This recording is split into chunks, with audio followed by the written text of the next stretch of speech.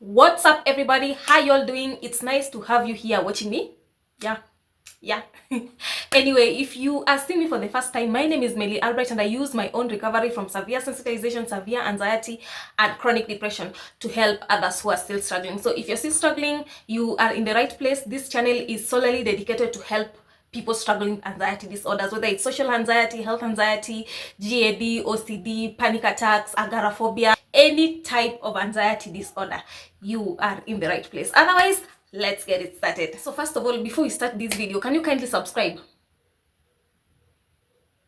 Thank you. So in this particular video, we want to talk about internal shaking, vibration, tremors, any of that. If you feel like you are always internally or externally shaking, you are experiencing tremors, you are experiencing vibrations, I want you to know that that is very normal with anxiety. There are two kind of people watching me. There are people who know that they have this internal shaking and they know that it is anxiety and they just want it to stop.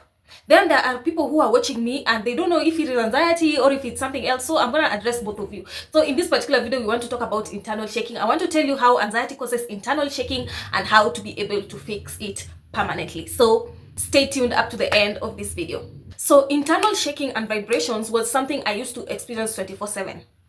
I give that time frame because there are some people who theirs is only once in a while and sometimes they may have it, like it's not as frequent. Mine was 24/7. I was internally shaking. I used to Google my symptoms. Google is there. Stay off Google when you're struggling with anxiety, because when you check shaking, it will tell you, I don't know, you're having, I don't know what, you're having brain tumor, you're having something else. Stay off Google. As long as you have been to the professional, you have been to the doctor. I always encourage people watching me to visit a professional. Go get diagnosed. Everything is clear. You're not dealing with anything else apart from anxiety. Then you are in the right place. So shaking is very common with anxiety. I had it 24/7. I couldn't relax. I couldn't stay calm. And it is one of the reasons why I also couldn't sleep. Because for you to sleep, it requires you to be, calm, to be restful. I couldn't rest because I had the shaking 24/7.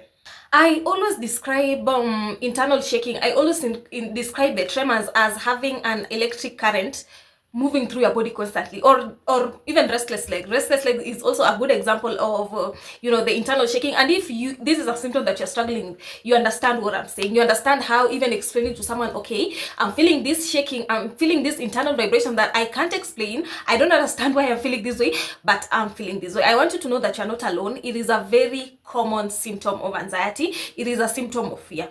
When you are seeing a lion, when you are seeing a real threat, aren't you gonna shake? You are going to shake. Shaking is one of the most common symptoms when you are faced with a real threat, when you are faced with, fear. So you're gonna shake. What causes this internal shaking is that your nervous system is overstimulated.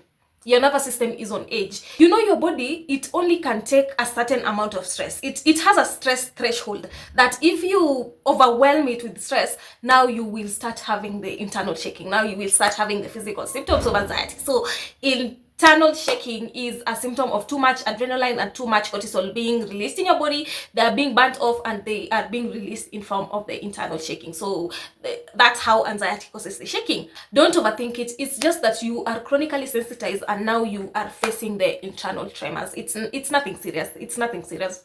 A mistake that most anxiety sufferers do, of which I'm not a saint, I also did that mistake, is that I always wanted to stop shaking. I always tried everything. I took pills, I tried breathing techniques, I tried meditation for me to calm down, because when these vibrations were affecting me to the point now I was not sleeping, of course, the little thing that someone is going to do is to try and stop them. But because you don't know better, you are always trying to stop, you are always obsessing about it, worrying, what is this? Maybe it's something else.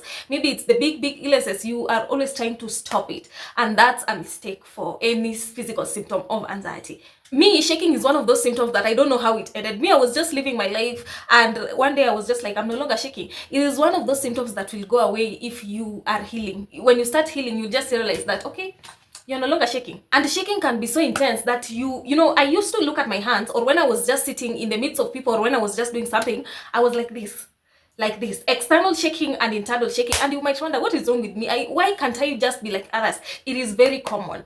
Very common with anxiety to experience chronic shaking. The key here is to let yourself shake, even if the stomach is shaking. You know, I used to feel shaking in my stomach, in my legs, in my arms, like literally my whole body. Let it shake. Don't try to stop it. Don't try to suppress it. Just say it is excess adrenaline and excess cortisol being burnt off in my body and it's being released in form of shaking. Shaking is a common symptom of fear. So because I'm stuck in the anxiety cycle, because I'm chronically sensitized, I am bound to shake. And it will just, like, for me, I had other bigger symptoms to deal with. That shaking was not a thing for me. I was just like, okay, I'm shaking, but I have other bigger pills to swallow. I had the heart palpitations, the brain fog, the dizziness, you know, the insomnia. So shaking was just a drop in the water. So like, what I realized with this anxiety symptom is that the more you don't care about a certain symptom, the more it's just like, you know, when you care about them is when you feel like, okay, this dizziness, how, like, it's affecting my life, how can I stop it? That's when it clings on you the most, because anxiety thrives on fear and attention. But when it's just like the symptom that you don't care about, you'll just realize that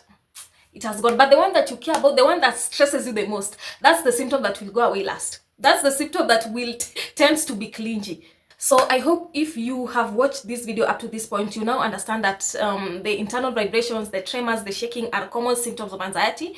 People have struggled with it, people are struggling with it, and people like me have been able to overcome it. So it's very common. You are not struggling with something else. It's not one of those big illnesses. It is anxiety. So if you have watched this video up to this point, make sure to like, comment, subscribe, and share to people who may need it. Otherwise, let's meet on the next.